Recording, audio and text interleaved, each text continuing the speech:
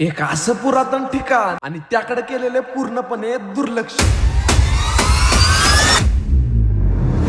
तर मित्रांनो, मी आलतो सांगली जिल्ह्यातील खानापूर तालुक्यातील बलवडी येथे असलेले शंभूखडी देवस्थानला. हे जे ठिकाण आहे हे पांडवकालीन असल्यामुळं पांडवघळई या नावाने हे प्रचलित आतापर्यंत नाव चालत आलेलं आहे. तर हे मंदिर उंच टेकडीवर असून मंदिराच्या सभागृहाच्या खाली एक गाळा देखील काढलेला आहे. मंदिराच्या दक्षिण दिशेला शंभूघळ म्हणजेच रांजण खळगी देखील आहे. या रांजण खळग्यातील पाणी कधीही कमी होत नाही, भले दुष्काळ येवो या काही. पण याहूनही धक्कादायक गोष्ट म्हणजे या पुरातन खजिन्याकडे पूर्णपणे दुर्लक्ष. इकडे ना जाण्यासाठी वाट आहे, पूर्णपणे जंगल झालेले आहे. याचबरोबर मंदिराच्या वायव्य दिशेला एका दरीमध्ये भीमा म्हणजेच महाभारतातील 5 पांडवांपैकी एक पांडव यांच्या पायाचा ठसा देखील आहे. पण इथे देखील तीच अवस्था, ना जाण्यासाठी वाट, ना एकही दिशादर्शक बोर्ड, ना याची माहिती सोशल मीडियावर अवेलेबल आहे, ना कोणत्याही